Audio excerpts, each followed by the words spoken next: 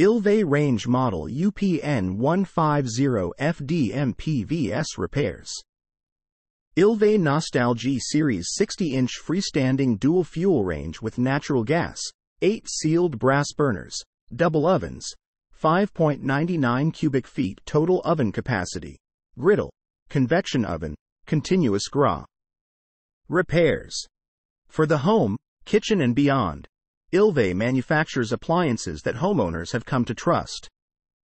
Even a trustworthy appliance requires occasional maintenance or repair, however. If you're in need of Ilve appliance repair from experienced professionals, your local appliance helper can help. Igniter. The igniter is the most commonly defective part for an oven not heating. The igniter has two main functions. First, the igniter draws electrical current through the oven safety valve to open it. Second, the igniter gets hot enough to glow and ignite the gas in the oven burner. If the igniter gets weak, it will fail to open the safety valve correctly. If the valve does not open, the oven will not heat. To determine if the igniter is defective, observe the igniter when the oven is on. If the igniter glows for more than 90 seconds without igniting the gas flame, this indicates that the igniter is too weak to open the valve. If the igniter is weak, replace it. If the igniter does not glow at all, use a multimeter to test the igniter for continuity. If the igniter does not have continuity, replace it. Bake element. When the bake element is heating properly, it glows red hot. If the element does not glow red, this indicates that the element is not heating. Often, if the heating element has burned out, it will be visibly damaged. Inspect the heating element for holes or blisters.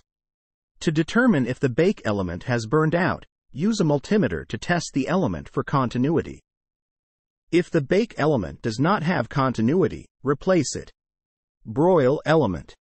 Inspect the broil element for holes or blisters. When the broil element is heating properly, it glows red hot. If the element does not glow red, this indicates that the element is not heating. Often, if the broil element has burned out, it will be visibly damaged. To determine if the broil element has burned out, use a multimeter to test the element for continuity. If the broil element does not have continuity, replace it. Thermal fuse. If the oven gets too hot, the thermal fuse trips to shut off power to the oven. If the thermal fuse has blown, the oven will not heat. However, this is not a common occurrence. To determine if the thermal fuse is at fault, use a multimeter to test the fuse for continuity. If the thermal fuse does not have continuity, replace it. The thermal fuse cannot be reset if the fuse has blown, it must be replaced.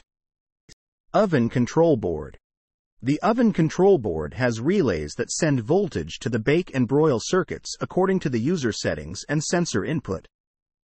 If the control board is defective, it may not send voltage to the heating components. However, this is rarely the case. Before replacing the control board, first test all of the heating components. If you determine that all of the heating components are working properly, replace the oven control board.